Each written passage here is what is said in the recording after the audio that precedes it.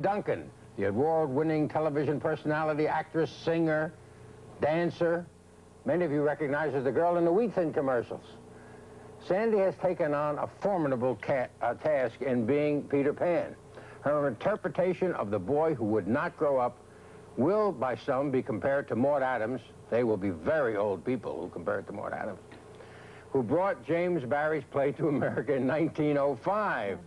Then there was Jean Arthur, who revived the production in 1950, and Mary Martin, who opened in Peter Pan on Broadway 25 years ago. Cannot seem a quarter of a century, can it? No. And now Sandy Duncan is flying on Broadway. Why did you decide to do Peter Pan? I liked the show, number one, but beyond that, I wanted to get back in the theater, and I'm not a person like you. I don't take a lot of risks real easily. I thought, well, this is a good way. You know, I'm anxious to move back and get out of television, and I love the property. I thought it's a good way to get back to New York. The fact that a lot of adults saw Mary Martin as Peter Pan when they were children, now they're in their 30s and 40s. Does that inhibit you in any way? Do you pattern yourself after Mary? Did you see Mary Martin when you were a little bitty kid? Yes, but like you just said, I saw it when I was very young. It was 25 years ago. I'm 33, and I vaguely remember it as being wonderful, but it's very vague. And there's a whole generation of children that have not been exposed to that, and I think they should every 25 years or so. Somebody should revive it. It's like passing the torch. That's right. Somebody should do it. I don't know where you stand on revivals. I think they're good. Ballet and opera do it. In the water, usually. Stop that. Who's going to be Captain Hook?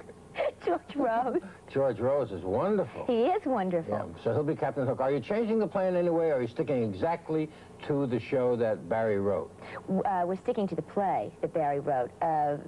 Some of the musical numbers are the same that Mary Martin did. There's a new one that Julie Stein wrote. Julie Stein? Yes. And I like him. I like his work. I do too. It's, I think it's called Happily Ever After. I haven't named it yet, but it's a song with Tinker Bell. And no, the show is basically the same except for choreography, costume, approach, and that sort of thing. Except for that. It's like the same acts has been in our family for 200 years. That's right. Few new handles, few new heads, otherwise the same acts. That's right.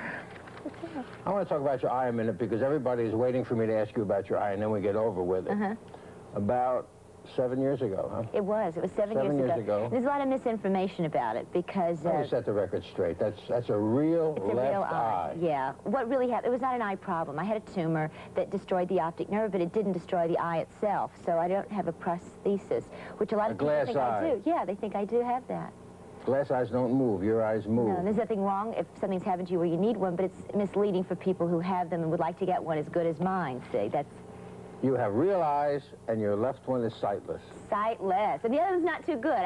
I'm like, squint a lot. Now, what happens? Does it change depth perception? You have to fly in Peter Pan. Yeah. You're up a lot. Oh, I mean, when something is far away, do you know it's far away? Do you have peripheral vision on your left side? No, none. Of course not. I have to see around my nose from my right eye. So it's hard for you to make a left turn. Very. I have to look. So you can never race in Indianapolis Speedway. Not ever. I have to give that up as a career goal, yeah. So you can't turn left?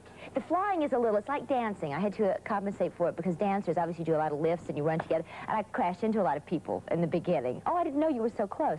But the flying, you're right, because you're flying out into the wings and suddenly I see the light strip right here, you know. But you can't control the flying. You can only look good when you're on the wire. They control it from the pulley system. You're a marionette. Gary and Peter Foy, You are. You did a very successful nightclub act. Now, some people think of nightclub acts as sort of schlocky, and yet your nightclub act, you have described yourself as being the high point of your career so far, before Peter Pan. It was, because I took chances with it. And also, you know, it's like in television, you have very little choice about what you do as far as material. You can complain and they go, well, time is money, and you just do it. So there you are with material you didn't pick, doing it in a way that you would not have done it. You're not in control, whereas with the nightclub act, I was able to control everything, and I liked that a lot. What did you do in your act? It was a concept. In other words, it was sort of not documentary style, but it was sort of a story of my life done musically, so I didn't do disembodied numbers. I had a reason for singing all the songs. I wrote all of the show myself. Did you? Yeah. And I was scared to death because I produced it. I had to put up the $1,000 with no chance of, you know, definitely recouping it. And luckily I did. And it was Cheetah Rivera and Joel Grey were there at the same time I was there. And a man wrote an article in the paper saying that the scene in nightclubs is changing very much. You don't just stand around with the microphone anymore. There are theater people coming to the nightclubs. You find it much different to perform in front of a live audience from performing in front of a television? Night and day. Night and day. You love it? I love it. You get a stimulation? Do you get a feedback? Yes. It's a very, I love it. I don't enjoy television film work. You know, I just, sort of gave up on TV, haven't you? I'm a theater person. Not given up. I tell you this, I've given up on television unless I read the material first and want to do it very much. But you're tired of doing things that you don't really want to do on television merely to make a living at it. That's right. That's why I'd rather have less money and do what I want to do. You thought at one point that you were going to die. You really felt that you were going to die. Does that change your outlook? Do you live differently ever since that operation? Do you feel that time is precious and life is shorter than you once thought, that Obviously, you're not immortal? I must. Mm-hmm. Yeah, because I'm doing things that I wouldn't have done. I'm being a little less timid. You know, I'm saying, I mean, doing the Corvette was really scary for me. I've left a marriage of 7 years because it was very secure, but it didn't feel... You were married to a physician? Uh-huh. And that marriage is over? Uh-huh. And now you're playing a little boy on Broadway. That's the peak of to be on Broadway? To be on Broadway for a dramatic actor. In that kind of role, yeah. I wish you very, very much luck, and I wish all the children and their parents and adults who go to see Sandy Duncan and Peter Pan, I hope they have a really terrific time. Thanks very much. Thank you. Keep them flying. Keep them flying? Keep